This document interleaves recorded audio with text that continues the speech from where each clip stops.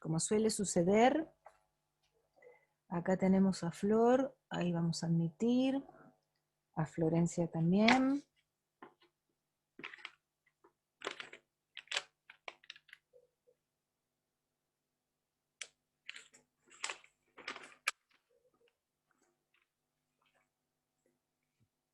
Bueno, si les parece bien, yo hice como una suerte de entramado con las consultas que recibí.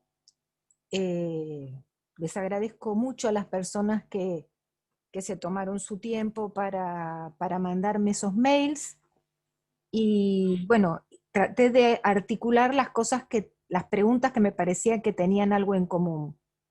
Así que si están de acuerdo, yo trabajaría un poco estas ideas para ver si tienen que ver con las inquietudes que ustedes también por ahí no mandaron, pero también tienen, ¿sí? Y en tal caso, si hay algo que no se entendió o que no aparece entre lo que yo voy a desarrollar al comienzo, luego me lo consultan. ¿Les parece bien esa dinámica? ¿Están de acuerdo? Sí, Sí, profe, profe. está bien. Sí, Bueno, profe. genial.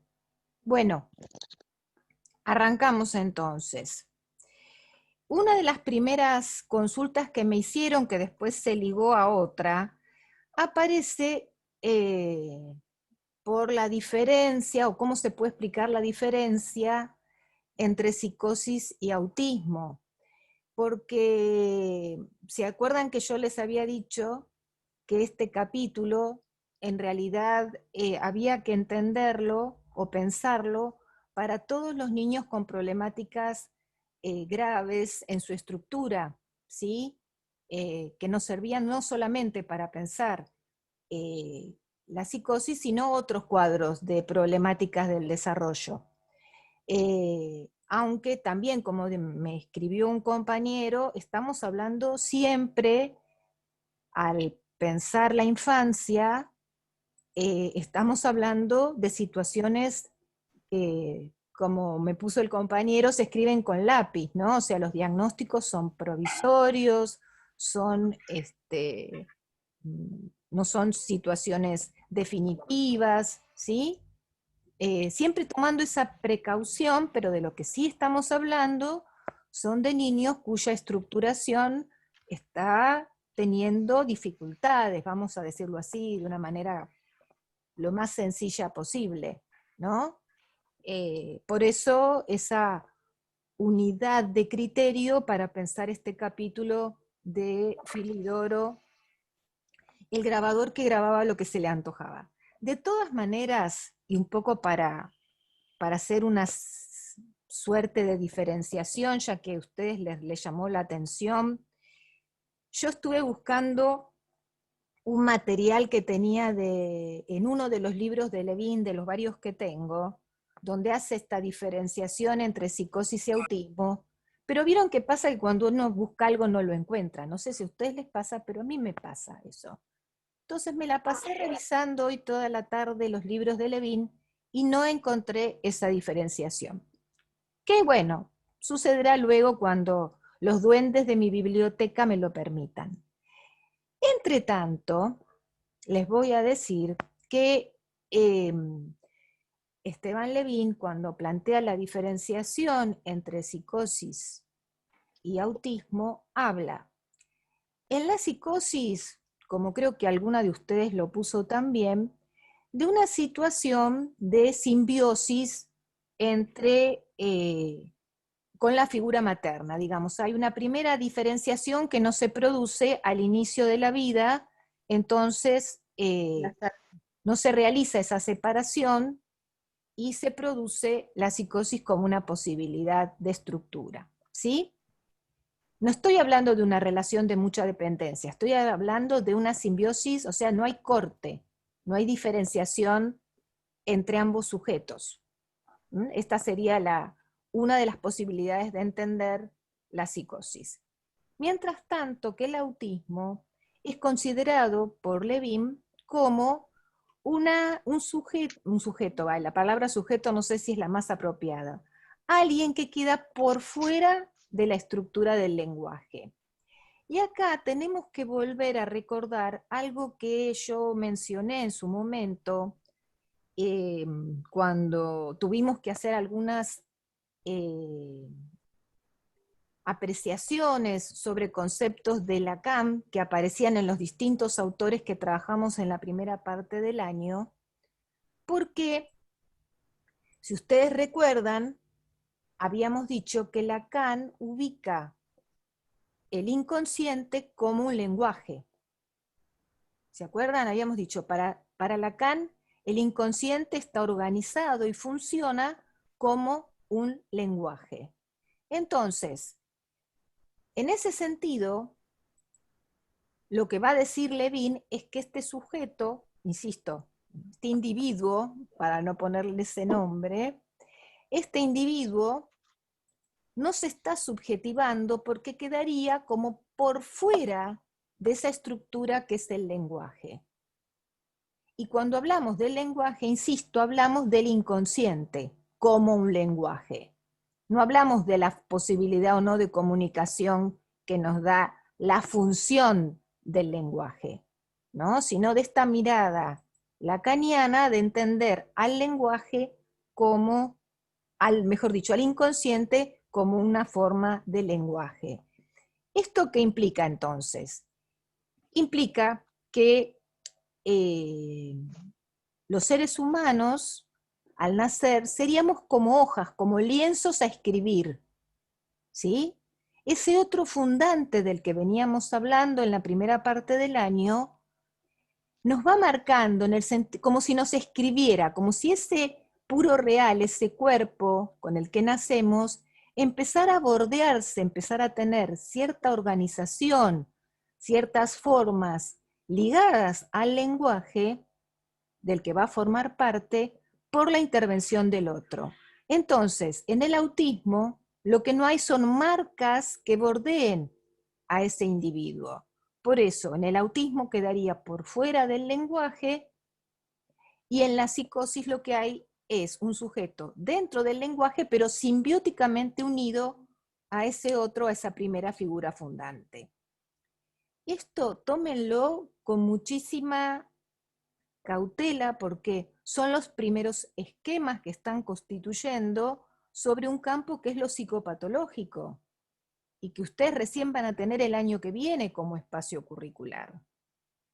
Lo menciono porque tiene que ver con parte del desarrollo del capítulo, pero digamos, no me interesa, a ver, no sé si es el mejor término, no es necesario que ustedes profundicen en este momento en esa diferencia.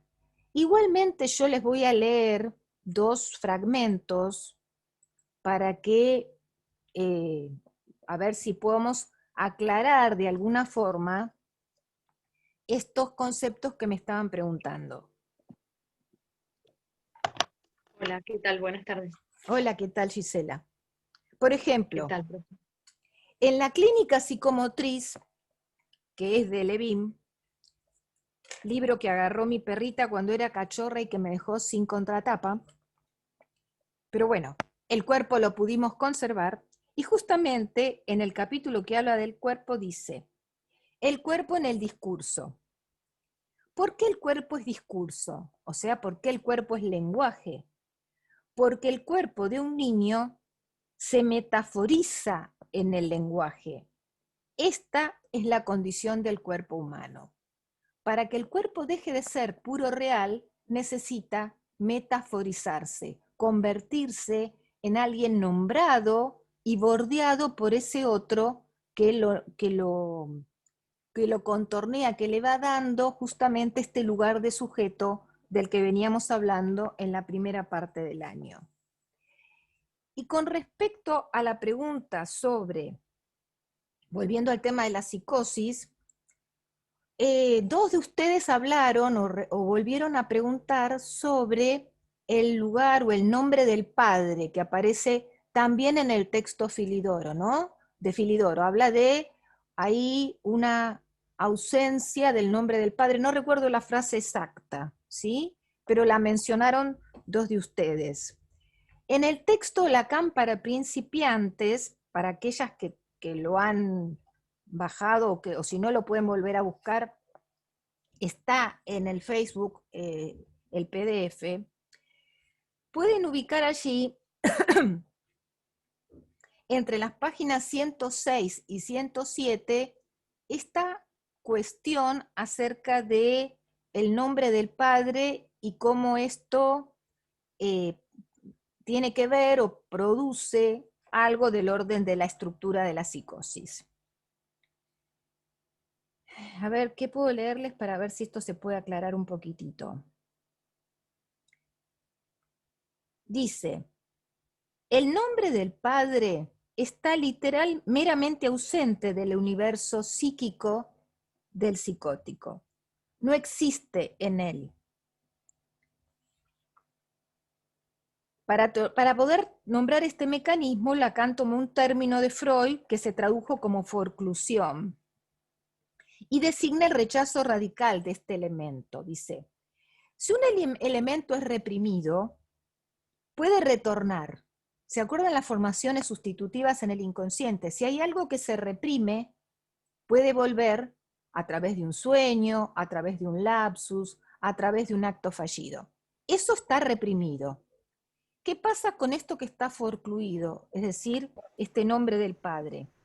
Si es forcluido, no puede retornar en lo simbólico. ¿Por qué? Porque nunca existió.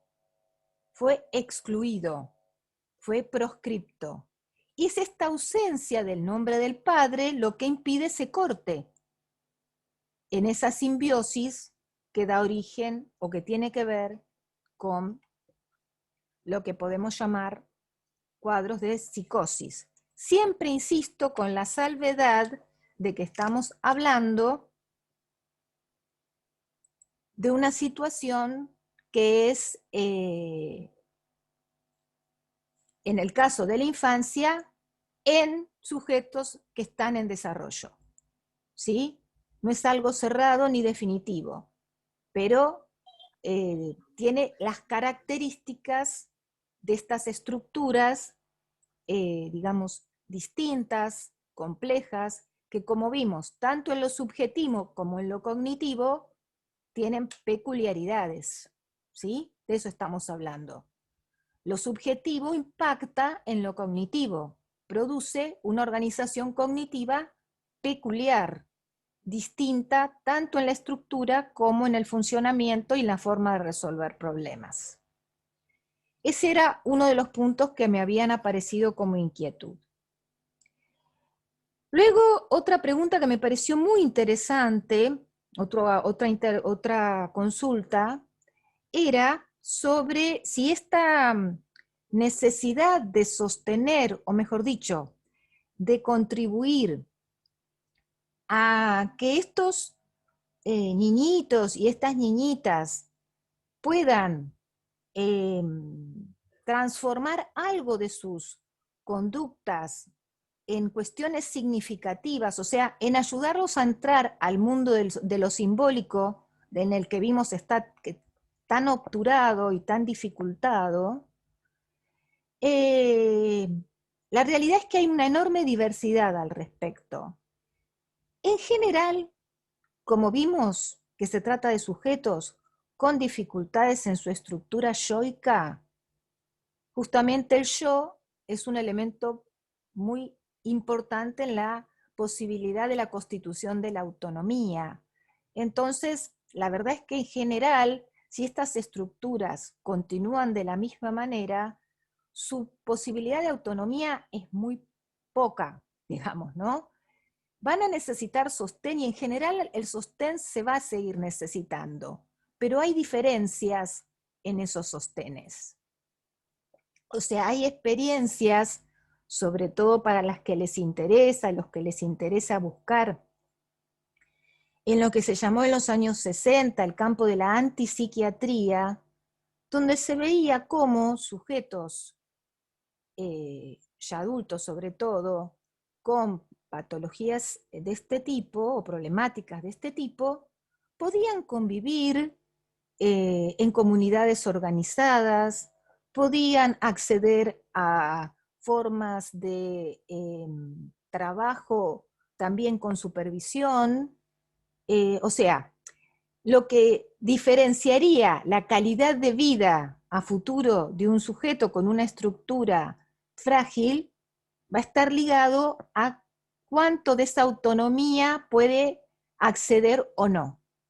Sostén en general va a seguir necesitando, pero ese sostén no va a ser el mismo. Por ejemplo, para mí una diferencia importante va a ser la de aquellos niños que acceden a alguna posibilidad de comunicación y lenguaje de los que no acceden para nada al lenguaje.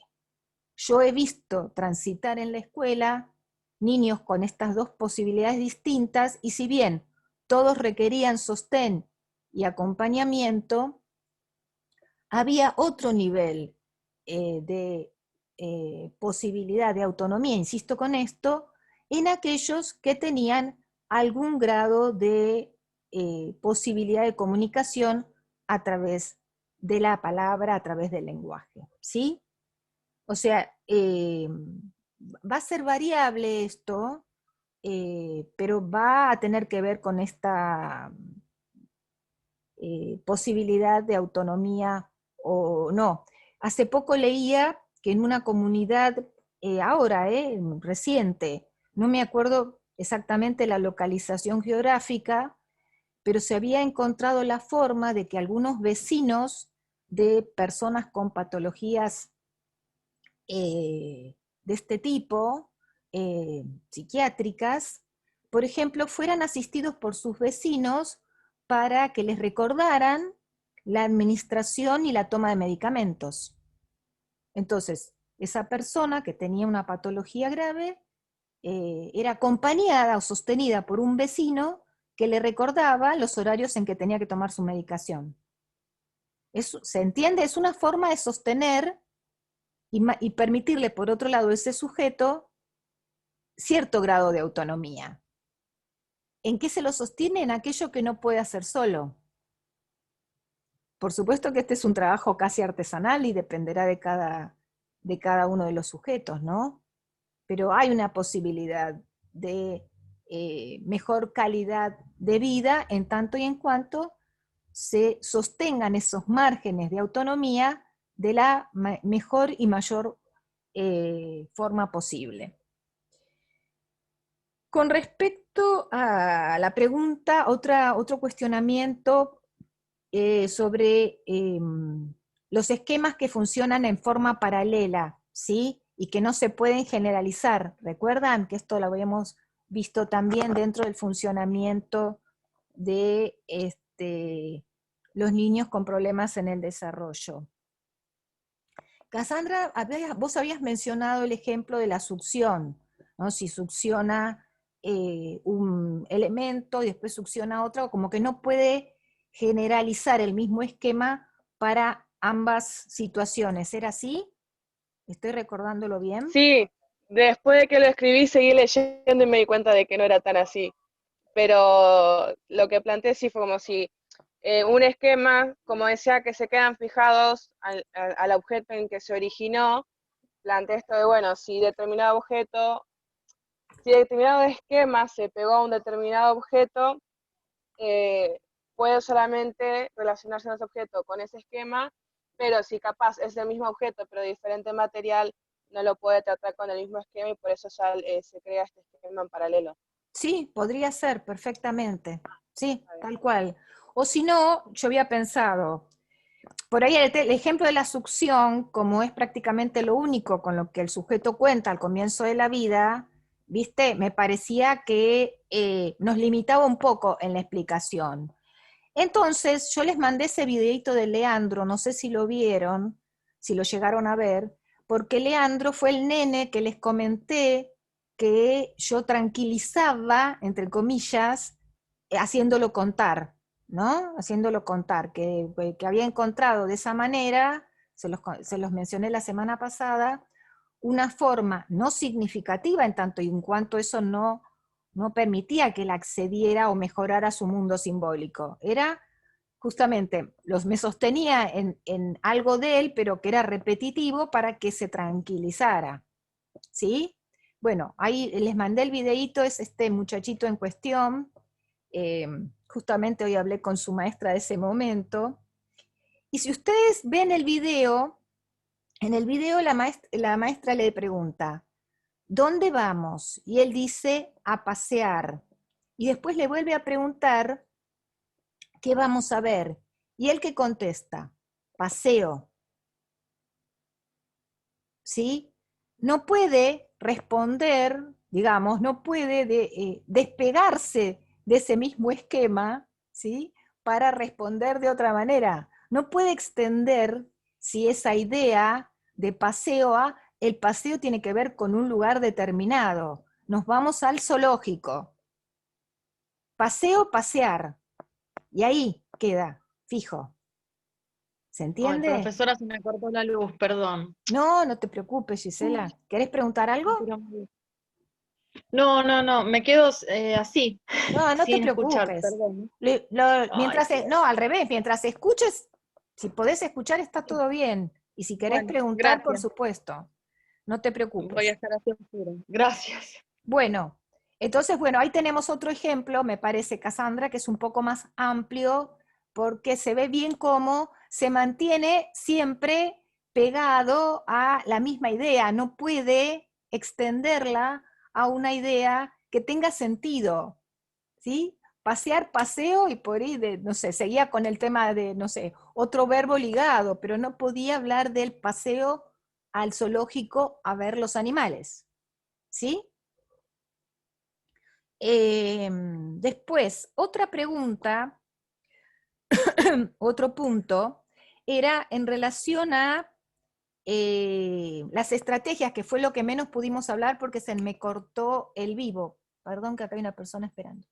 Se me había cortado el vivo en el último momento, que era cómo resolvían problemas los niños con problemas en el desarrollo, justamente, valga la redundancia. Entonces, nosotros habíamos dicho, conocen el objetivo final, ¿sí? Pero lo pierden en el camino. O si no, cada paso es puesto en relación con el siguiente, pero se quedan ahí, en esa unión entre un paso y el siguiente, y de nuevo se pierde el objetivo final. Se me ocurrió pensar el siguiente ejemplo, a ver si aclara un poquito más. Supónganse que estamos en la escuela con el grupo de, yo hablo de la escuela porque fue mi campo de trabajo, obviamente, ¿no? Están en la escuela un grupo de nenes trabajando y la maestra le dice a uno de los niños, a Leandro, por ejemplo, anda a buscar la escoba porque tenemos el salón lleno de papelitos. ¿Sí? Así juntamos estos papelitos que se nos cayeron. Leandro va, pasa por un salón, va al lugar donde están las escobas, la agarra y en lugar de llevarla al salón, ve que está la auxiliar barriendo y se pone a barrer con su escoba junto al auxiliar. ¿Qué le pasó? Se le perdió el objetivo, que era ir al salón a llevar la escoba para barrer, porque habían acumulado muchos papelitos, y se pone a barrer junto con la auxiliar. O podría ser cualquier otra cosa. Se perdió el objetivo final. Se quedó con el elemento, lo pudo encontrar, se podría haber perdido antes, digo, pero se quedó con el elemento y se queda con ese elemento junto al auxiliar. No lo vuelve a llevar al salón, o sea, no cumple con la actividad completa.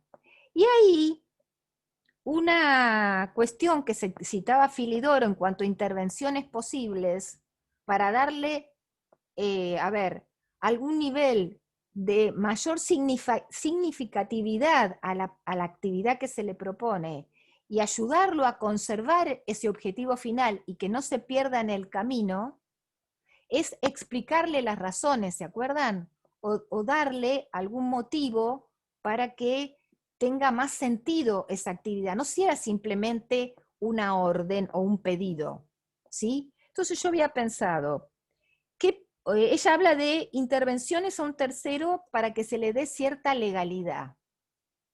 ¿Mm? Entonces, ¿qué pasa si uno le dice, Leandro, trae la escoba, así juntamos los papelitos y después con los papelitos hacemos algo juntos para, no sé, llevar después a casa a mamá, o llevarle a casa a los hermanitos. Lo digo en el aire porque hay que pensarlo en función de lo que les interesa particularmente a esos niños en ese momento. ¿Está? Pero darle la posibilidad de que esa producción tenga, o que esa actividad tenga un sentido más allá de lo inmediato. Eso es darle cierta legalidad y contexto. Ya nos quedan 10 minutos, no lo puedo creer. Bueno, voy re despacito hoy. Bueno, la explicación de por qué el procedimiento ocupa el lugar del fin, un poco lo que veíamos antes, es porque no encuentran sentido. O sea, cada actividad es como si estuviera separada del resto de la vida de ese niño. Como no hay un show unificado, tampoco, ¿se acuerdan que no había un show unificado? No hay una identidad constituida, tampoco lo hay en relación a las situaciones y en relación a los objetos. Entonces, ¿por qué el procedimiento ocupa el lugar del fin? Es porque justamente lo que falta es sentido. Falta significatividad en las acciones. Si yo tengo claro que voy a buscar la escoba porque soy parte de un grupo y estuvimos trabajando y necesitamos acondicionar el espacio para estar más cómodos, o necesitamos recuperar ese material para hacer otra actividad, todo tiene sentido. Lo que falta en las prácticas, en las acciones que nos muestran los niños con patologías en su estructura, es ese sentido. Por eso necesitan que nosotros, los que intervenimos, o que las intervenciones en general, colaboren con la construcción de ese sentido. En cuanto a si puede haber alteración de los pasos para resolver un problema, o que falte algún paso para resolver un problema, se pueden dar ambas situaciones. ¿Sí? Que falte algún paso o que se alteren.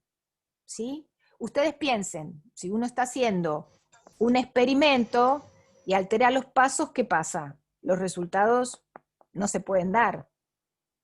¿Sí? Bueno, esto sería un poco porque entonces a veces la resolución de situaciones se da de esa manera tan peculiar, ¿no? O caótica.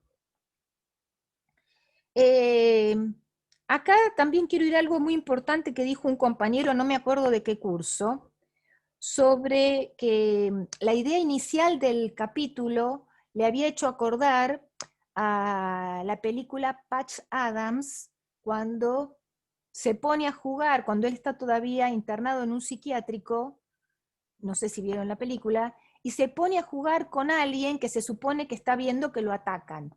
Y levantan el colchón de la cama y se ponen a atacar esos supuestos, no sé si extraterrestres o quienes los estaban atacando, y habló de un tema, menciona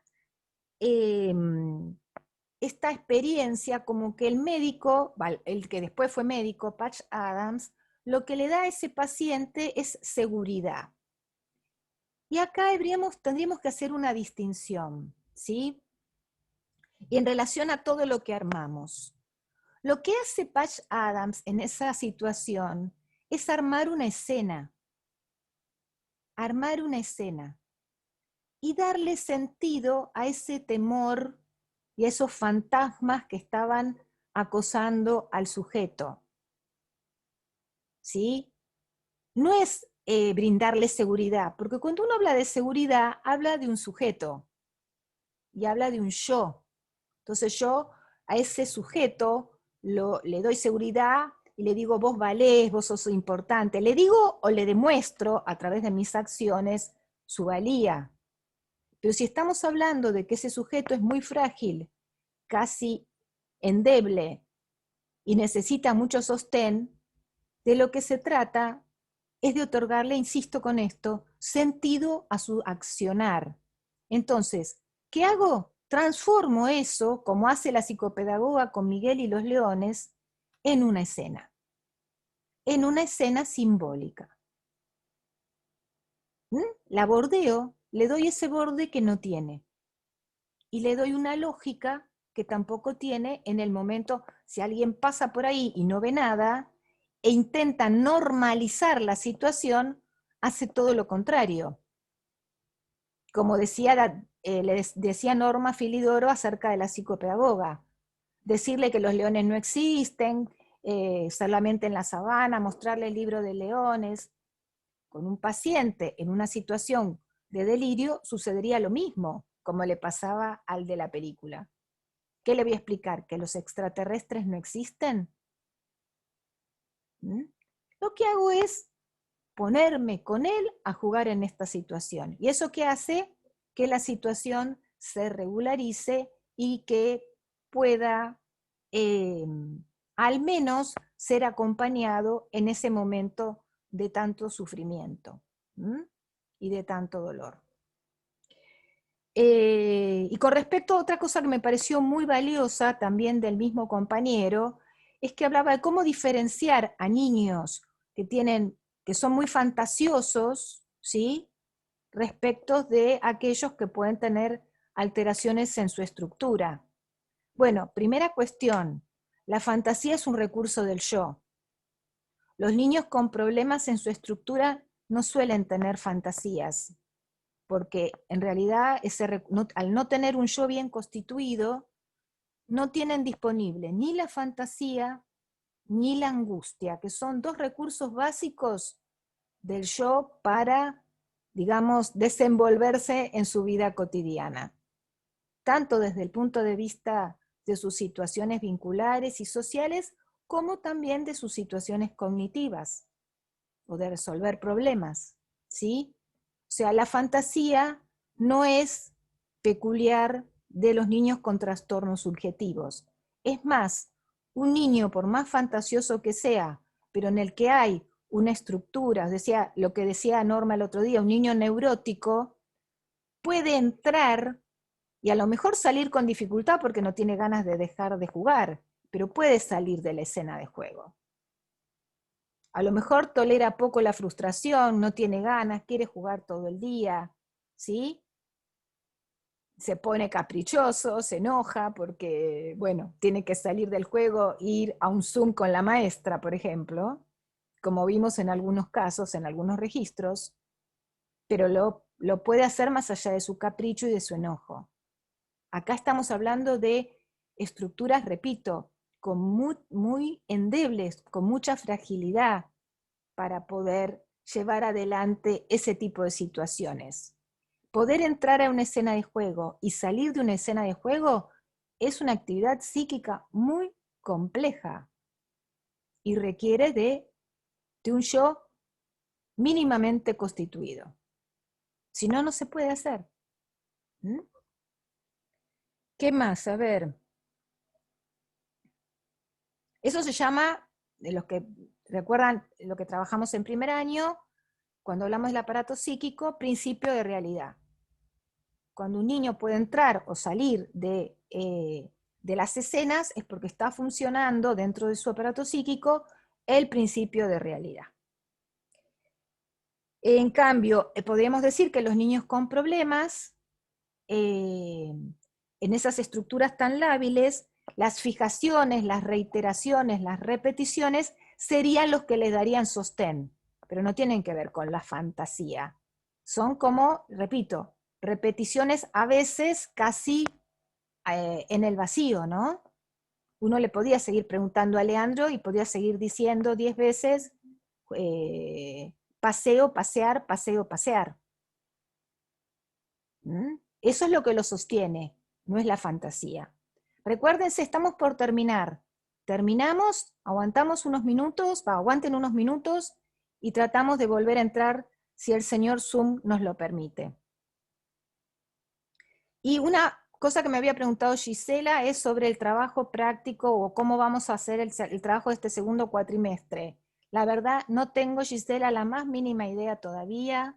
No tengo todavía claro los criterios de evaluación de este segundo cuatrimestre. Hay gente que todavía adeuda el primer trabajo práctico, así que en cuanto tenga alguna claridad mínima al respecto, se los voy a hacer saber, pero por el momento no lo sé. Sí sé que va a tener que ver con la integración, ¿sí? Va a ser un trabajo que va de alguna manera a incluir la futura integración, porque en eso estábamos pensando con este tema de la pandemia. Pero por ahora solo eso es lo que puedo decir. Bueno, ya dije, no sé si más o menos abordé las inquietudes de todas, de todos.